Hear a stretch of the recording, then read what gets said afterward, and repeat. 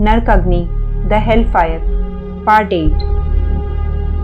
दोस्तों, आपको अगर मेरी ये कहानी पसंद आ रही है तो मेरे चैनल को सब्सक्राइब करना और वीडियो को लाइक करना ना भूलें। साथ ही साथ जितना हो सके इस कहानी को शेयर भी करें। और अगर आप चाहते हैं कि मैं भविष्य में भी आपके लिए ऐसी ही कहानियाँ लेकर आती रहूं, तो उन सब कहानियों की अपडेट्स पाने के लिए बेल आइकन को भी प्रेस कर दें।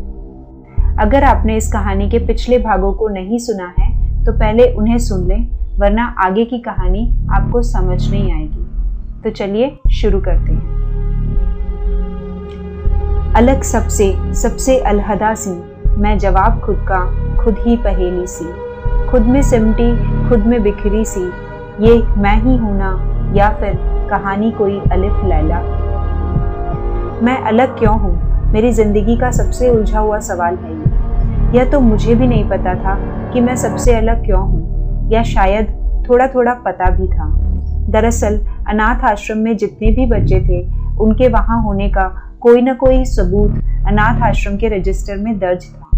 मतलब वो कब यहाँ आए या फिर उन्हें कोई छोड़ गया, लेकिन मेरा इस तरह का कोई रिकॉर्ड अनाथ आश्रम के किसी रजिस्टर में दर्ज नहीं था। किसी को यह तक भी नहीं पता था कि मुझे कोई वहां छोड़ गया था या मैं खुद से आ गई थी, या मेरे जन्मदाता ने किस मजबूरीवश मुझे वहां पटक देने का निर्णय लिया होगा। वह मर गए थे या जिंदा थे, या मैं किसी की नाजायज औलाद थी, या फिर मुझे कूड़े के ढेर से उठा लिया गया था और फिर अनाथ आश्रम के दरवाजे पर पटक दिया गया। मुझे कुछ भी नहीं पता, किसी को कुछ नहीं पता। शायद यही वजह थी कि हर कोई मुझे वहां ऐसी नजरों से देखा करता था जैसे किसी माँ की कोख से नहीं जन्मी थी मैं, बल्कि किसी अंधेरी काली रात में अचानक से आसमान से गिर पड़ी थी। मुझे फर्क नहीं पड़ता था, यह तो नहीं कहूँगी, फर्क तो पड़ता था। शायद यही वजह थी कि मैं खुद भी सबसे अलग थलग पड़ने लगी थी। एक कोने में चुपचाप पड़ी रहती थी मैंने कभी किसी से दोस्ती करने की कोशिश नहीं की थी, हिम्मत ही नहीं पड़ी थी, क्योंकि उन सबकी चुभती नजरों में मेरे लिए अजीब सी हिकारत दिखाई देती थी मुझे। जब सारा हॉस्टल रात में सो रहा होता था, मैं जाग रही होती थी, खिड़की के बाहर एकटक देखते हुए, जैसे अंधेरे में किसी को ढूंढ रही होती हूँ। और जब दिन को अनाथ आश्रम के सारे बच्चे अपने अपने काम में लगे होते थे, मैं अपनी डायरी लेकर उसमें जाने क्या क्या लिखा करती थी।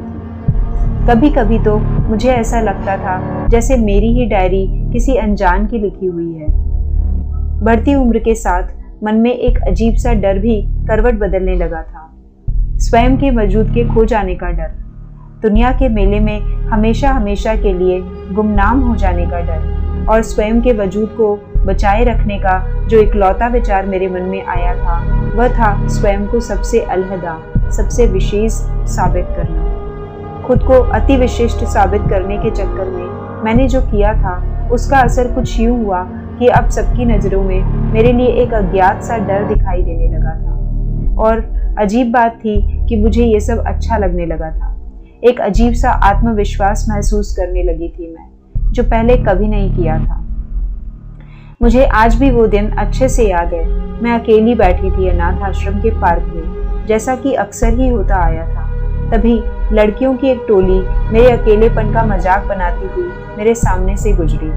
मैंने बस एक बार उनकी तरफ देखा और ऐसे अभिनय करने लगी जैसे कोई है मेरे साथ, जो सिर्फ मुझे दिखाई देता है, बाकी किसी और को नहीं। मैंने साफ देखा उन लड़कियों का सारा ध्यान अब मेरी तरफ था। आहा, मिशन अकम्प्लिश्ड। मैं अंदर ही अंदर खुशी से नाचने लगी थी। फिर तो ये मेरी दिनचर्या का हिस्सा बन गया और मैं सबके लिए बन गई थी द मिस्टीरियस माया। अब बच्चों के साथ साथ आश्रम के केयरटेकर्स भी मुझसे वहशत खाने लगे थे। मेरे साथ अकेले में कोई एक पल भी बिताना नहीं चाहता था, और ऐसे में मैं अपने ही बिछाए जाल में फंसी फड़फड़ाने के अलावा कुछ भी नहीं कर सकती थी। सिस्टर कैरन इकलौती शख्स थी जिन्हें मेरे इस नाटक का पता था। ऐसा मुझे लगता है। सच्चाई का ठीक पता नहीं मुझे, क्योंकि उन्होंने कभी मुझे इस बात के लिए न तो डांटा था और न ही कभी मेरा मजाक बनाया था। वो एक अकेली शख्स थी जिनकी आंखों में मुझे हमेशा प्यार ही नजर आया। पता नहीं क्यों, लेकिन उन्हें मुझ पर कुछ ज्यादा ही प्यार आता था। और दिक्कत ये थी कि मैं चाहकर भी उनके प्यार के बदले में कभी उन्हें वो प्यार वापस कर ही नहीं पाई। लेकिन उन्होंने अपनी कोशिश कभी नहीं छोड़ी, कभी भी नहीं, अपनी आखिरी सांस तक भी नहीं। वह हमेशा ही मुझे बहलाने के लिए जाने क्या क्या उपाय किया करती थी।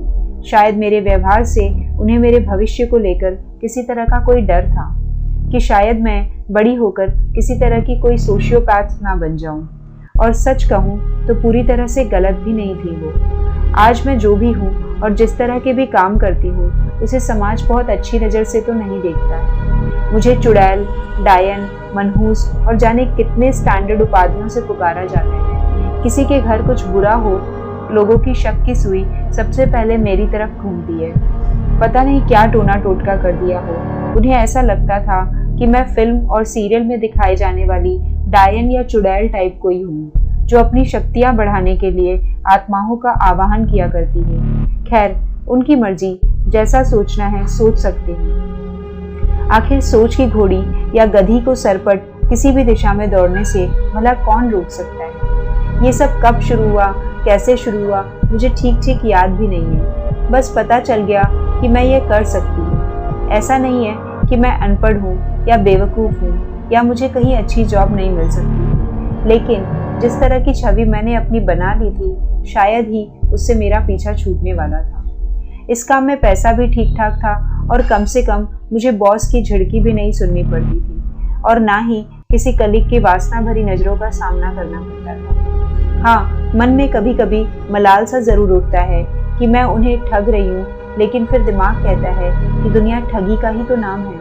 यहाँ हर कोई किसी न किसी को ठग रहा है। अगर ऐसा ना हुआ होता तो एक छोटी सी बीमारी के इलाज के लिए डॉक्टर एक मरीज को महीनों अपने क्लिनिक के चक्कर नहीं लगवाता और ना ही महंगी महंगी दवाइयों के बिल फाड़ता। पूजा के नाम पर, हवन के नाम पर हजारों हजार के झटके पंडित जी नहीं लगवाते अपने जजमानों को, और ना ही सड़कों और पुलों के नाम पर इंजीनियर अपना पेट भरते। कोई मंत्री जानवरों का चारा खाकर डकार नहीं मार रहा होता और न ही व्यापारी अपने ही ग्राहकों को 10 की चीज 100 में बेच रहा होता। तो जहाँ इतने बड़े बड़े घोटाले हो रहे हैं, छोटा सा छल मेरा भी सही। कम से कम किसी को नुकसान तो नहीं पहुंचा रही मैं। थोड़े पैसों के बदले में खुशी ही तो दे रही हूँ उन्हें, जो अपनों को खो चुके हैं उन्हें और उनकी याद में तड़प रहे हैं, उन्हें उनके होने का एहसास ही तो करवाती, भले ही 2 पल के लिए ही सही। उनके होठों पर एक छोटी सी मुस्कान ही तो लाने की कोशिश करती रही हूँ मैं, तो मैं भला गलत क्यों? खैर, ये सारी बातें तो मेरे अतीत की है और फिलहाल अतीत से जुड़ी कोई भी बात का मैं यहाँ और ज़्यादा व्याख्यान नहीं करूँगी, क्योंकि अब तो जो भविष्य में होने वाला था उसकी तैयारी करनी थी, जिससे फिलहाल मैं अनजान थी। मुझे नहीं पता था कि आगे जो तूफान आने वाला है, जो कयामत आने वाली है, वह मेरी जिंदगी को पूरी तरह से बदल कर रख देने वाली है। मुझे नहीं पता था कि मेरे इस अजीब से बचपन के, अजीब से दोस्त के, दोस्ती की कीमत के नाम पर मुझे उन सारी चीज़ों का एहसास होगा जिसे मैं सिर्फ कपोल कल्पना ही मानती रही थी आज तक। आत्माओं के बुलाने के नाम पर, उनसे बात करने के नाम पर मैं बहुत बहुत ढोंग रचती रही थी, लेकिन कभी नहीं सोचा था कि जिन चीज़ों को मैं खेल समझती रही थी वो मेरी ही जिंदगी को खेल बनाकर रख देंगी। आज सीमा जी की उपस्थिति में जो कुछ भी हुआ था, उसके एहसास ने मेरे अंदर कहीं ना कहीं कुछ तो कुरेद दिया था। मुझे नहीं पता वो क्या था, परंतु ऐसा लगता था जैसे बुरा, कुछ बहुत विभत्स सा कुछ होने वाला है। किसी अनहोनी की आशंका से मन हर वक्त घबराने लगा था। एक अजीब सी बेचैनी अब मुझे 24 घंटे घेरे रहती थी और यह बेचैनी अगले 1 हफ्ते तक ऐसी ही बनी रहेगी।